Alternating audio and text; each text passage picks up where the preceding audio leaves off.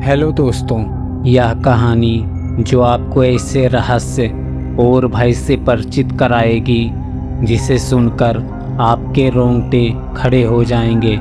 चंद्रपुर के घने जंगलों के बीच स्थित एक प्राचीन मंदिर, जहां सदियों से सिर्फ पुरुषों को प्रवेश की अनुमति थी। पर क्यों? क्या ये कोई अंधविश्वास है या इस मंदिर की देवी सचमुच नाराज हैं? जब राधा, एक निडर और आधुनिक विचारधारा वाली महिला, इस नियम को तोड़ने का फैसला करती है, तब क्या होता है?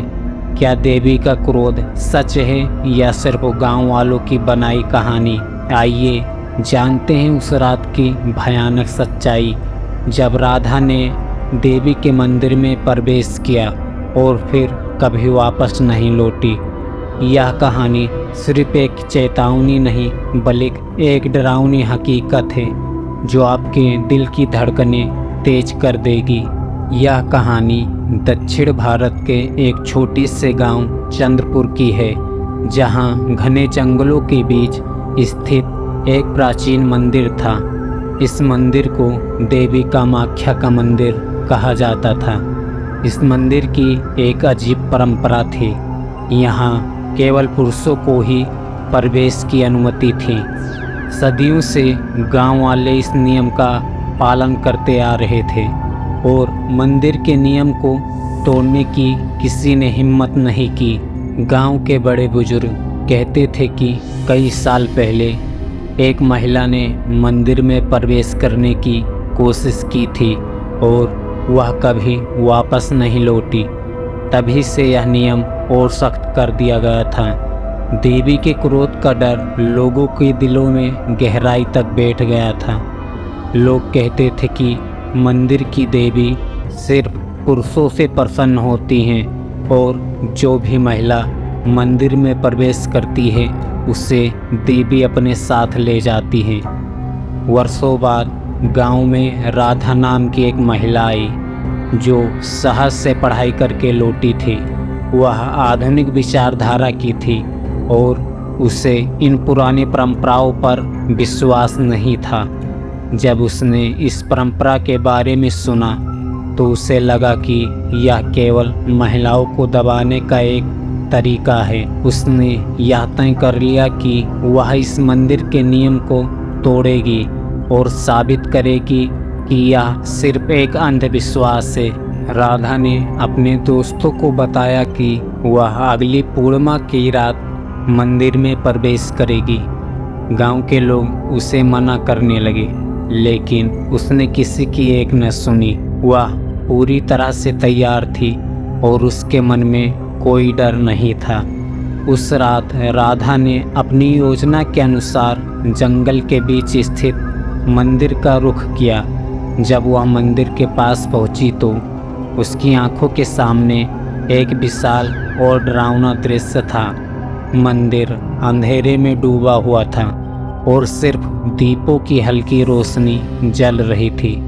उसके अंदर एक अजीब सा सन्नाटा था, जैसे वहाँ हवा भी थम चुकी हो। राधा ने धीरे धीरे मंदिर की सीढ़ियाँ चढ़नी शुरू की। जैसे ही उसने मंदिर के अंदर प्रवेश किया, उसे एक हवा का झोंका महसूस हुआ। अचानक मंदिर के गर्भगृह से एक तीखी आवाज़ उठने लगी। उसके कानों में दूर से आती आवाज़ें गूंजने लगी, जैसे कोई उसे बुला रहा हो। उसके अंदर जाकर देखा कि देवी की प्रतिमा उसकी ओर देख रही थी, लेकिन प्रतिमा की आंखें असामान्य रूप से चमक रही थी। राधा ने जैसे ही देवी की मूर्ति के सामने प्रणाम किया, अचानक पूरे मंदिर में जोरदार आवाज़ गूंज उठी और मंदिर के दरवाजे अपने आप बंद हो गए। राधा को एक अनजान डर ने घेर लिया। उसे लगा कि कुछ भयानक होने वाला है। तभी उसे मंदिर के कोने से धीमे धीमे महिलाओं की रोने और चीखने की आवाज़ सुनाई देने लगी। राधा ने जब पीछे मुड़कर देखा तो उसे मंदिर की दीवारों पर अजीब सी आकृतियाँ दिखाई दी, यह आकृतियाँ उन महिलाओं की थी जो सदियों से लापता थी। हर आकृति की आंखें खूनी और डरावनी थी और उनमें से एक आकृति उसकी ओर इशारा कर रही थी। राधा को ऐसा लगा जैसे वे सभी महिलाएं उसे चेतावनी दे रही थीं। राधा ने भागने की कोशिश की, लेकिन उसके पैर जैसे जकड़ गए हों। तभी देवी की मूर्ति से एक तेज रोशनी निकली और सीधा राधा पर आकर गिरी। वह चिल्लाने लगी, लेकिन उसकी आवाज़ घुटकर रह गई। अगले ही पल मंदिर में सन्नाटा छा गया। अगली सुबह गांव के कुछ लोग मंदिर की ओर गए, लेकिन राधा का कोई निशान नहीं मिला। सिर्फ उसके पैरों के निशान मंदिर की सीढ़ियों तक दिख रहे थे, जो वहां जाकर गायब हो गए थे। गांव के लोग अब और भी भयभीत हो गए थे। तब से कोई भी महिला उस मंदिर की ओर जाने की हिम्मत नहीं करती। गांव वालों का मानना है कि राधा अब देवी के क्रोध का शिकार हो चुकी है और उसकी आत्मा बाकी लापता महिलाओं के साथ मंदिर की दीवारों में कैद हो गई है। आज भी उस मंदिर के बारे में यही कहा जाता है कि जो भी महिला वहां जाने की कोशिश करेगी वह कभी वापस नहीं लौटेगी। गांव वाले इस बात को देवी का न्याय मानते हैं और उस मंदिर की परंपरा का सम्मान करते हुए उसे सिर्फ पुरुषों के लिए खुला रखते हैं। कहानी अब भी गांव में डर और रहस्य का कारण बनी हुई है। तो फ्रेंड्स, कहानी कैसी लगी कमेंट में बताएं, और अगर आप चैनल पर नए हैं तो हमारे चैनल को सब्सक्राइब करना ना भूलें।